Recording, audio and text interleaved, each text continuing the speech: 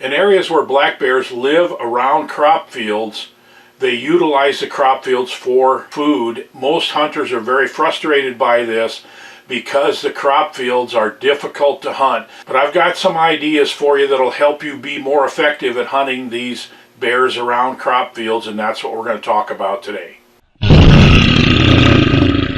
Black bear populations are expanding across North America and across much of the United States. These populations are expanding into areas that are non-traditional bear habitats where you have more crops and maybe just scattered woodlots that are associated or near these crops. This is especially true in Minnesota, where the traditional bear habitat is divided up into zones where you can draw a tag and you have to apply to get a tag to hunt a bear. But there are areas outside these zones that are non-traditional bear habitat areas, and they're more agricultural areas. And the bear populations have been expanding into these areas, and you don't have to draw a tag. You can just buy a tag over the counter. We call it the no quota area here in Minnesota.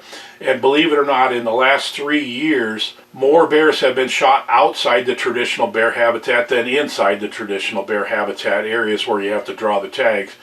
In Wisconsin, the same thing is happening, where they've actually restructured their zone system to take advantage of the bigger populations of bears that have expanded into more non-traditional areas. And also in Michigan, the bears are working their way south into more agricultural areas. It's also happening on the East Coast, somewhat less than in the western United States. So this leaves hunters looking for bears and opportunities to hunt these bears in more agricultural areas. The bears have adapted to the available food sources, much to the frustration of the farmers. Bears eat oats and corn primarily, but more than eating these crops, they destroy large areas. Bears, for some reason known only to bears, love to roll around in oat fields and flatten large areas of the oats as they feed. This makes it difficult for the harvesting equipment to pick it up, and the farmers are very frustrated about that. But bears have a real sweet tooth for corn. There are many varieties of corn. Some of it is used for silage and has a higher sugar content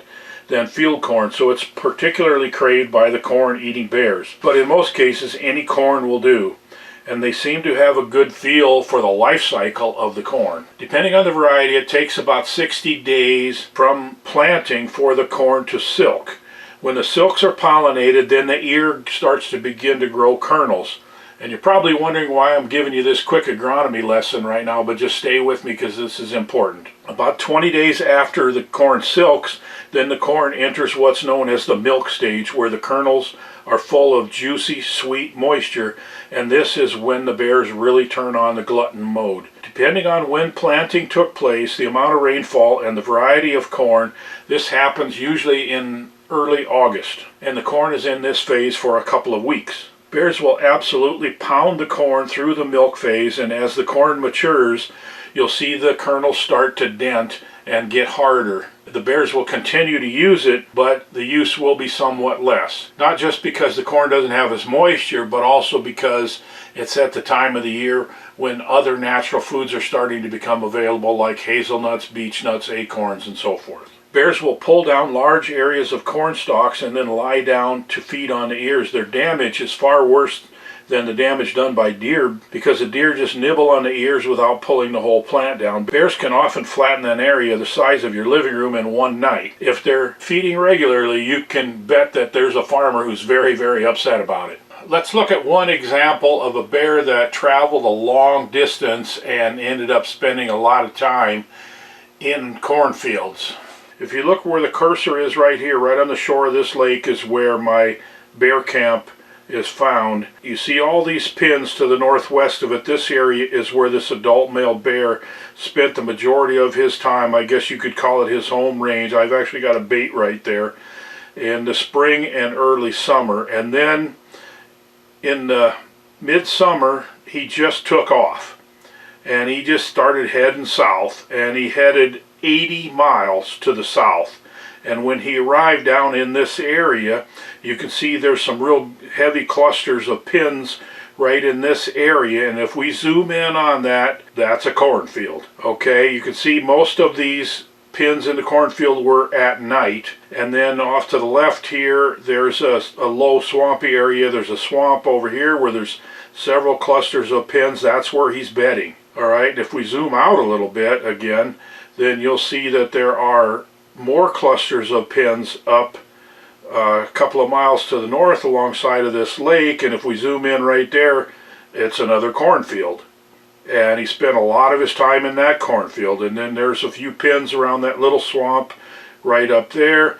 But if you look down over here, and this is a cedar swamp where he's got a lot of bedding activity out over in that area. And then he's entering this cornfield at night once again. And then in October, he just took off. And he went back north.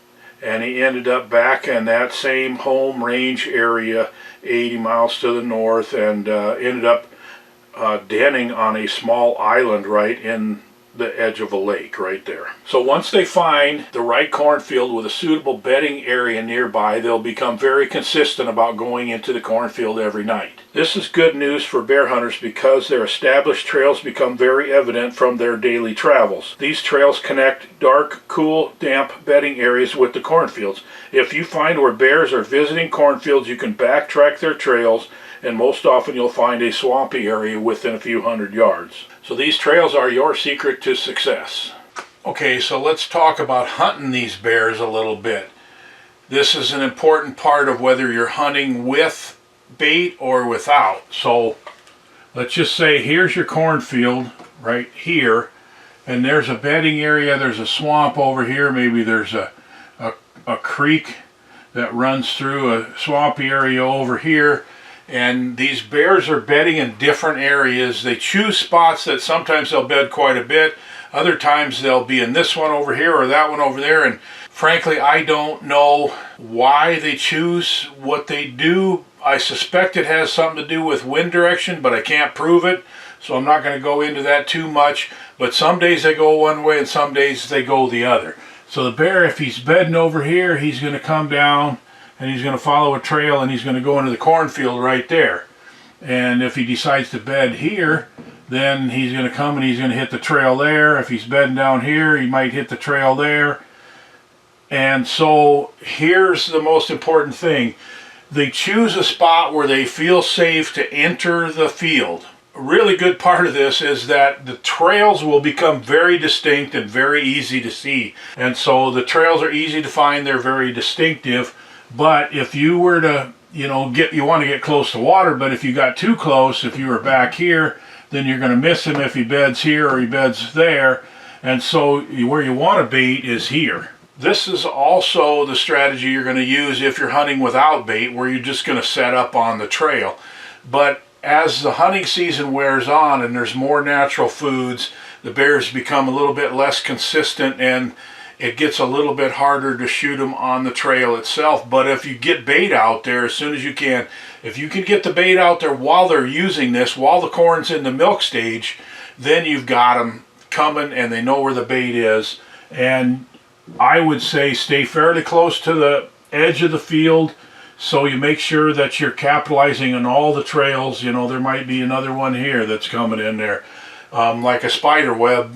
Capitalize on all the trails where they're coming together and put your bait site right there. And these bears are very much focused on the food when they're on that trail going to the corn. So you don't want to put your bait very far off the trail. You got to have it just right there where they're going to encounter it when they come down that trail. When you get these bears on your bait, you got to be very careful not to hunt until the conditions are right. They're super aware of their surroundings. They've been going down this trail over and over again.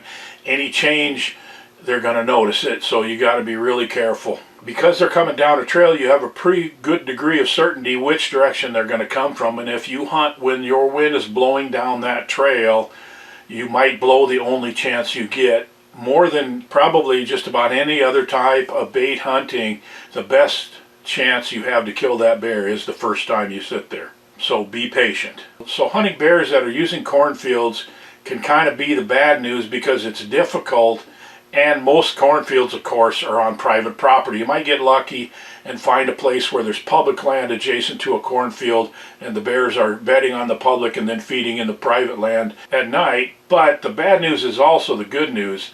The fact is that most of these situations are found on private land. It means that there's a farmer that's pretty frustrated with this situation, and he's really much more likely to allow a bear hunter to go out there and shoot one of these bears. Another advantage of private land is that you don't have any competition. The bears using these fringe areas are often adult males that might be some of the biggest bears you've ever seen in your life, and they're hard to kill, but if you do it right, you definitely have a chance.